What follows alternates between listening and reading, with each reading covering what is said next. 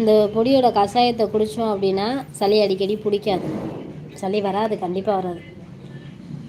இப்போ எனக்கு வந்து சளியே ஒரு சிலருக்கு வந்து சளி வந்து வாயில் மூக்கில் எங்கேயுமே வராது, ஆனால் லங்ஸில் போய் உறைஞ்சிருக்கும். அந்த லங்ஸில் உறைஞ்ச சளியை எப்படி நம்ம வெளியேற்றணும் அப்படின்னா மாத்திரை மருந்து எதுவுமே தேவையில்லை.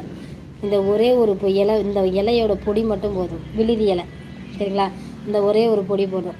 இதை மட்டும் மிளகுத்தூள் சேர்த்து, மிளகு முழு மிளகாக இருக்கட்டும் இல்லை தூளாக இருக்கட்டும் சேர்த்து 2 பூண்டு பல்லோடு சேர்த்து குடித்தோம் அப்படின்னா நுரையீரலில் இருக்க தங்கியிருக்க சளி, நுரையீரல் வந்து உங்களுக்கு சுத்தமாக டேமேஜ் ஆகிடுச்சுப்பா, டிபி வந்திருக்கட்டும் அல்லது ஆஸ்துமா இருக்கட்டும், நுரையீரல் சுத்தமாக டேமேஜ் ஆகிடுச்சு, அவ்வளோதான், நீங்கள் சீன் முடிஞ்சு அப்படின்னு சொன்னாலும் நீங்கள் கவலைப்பட வேணாம்.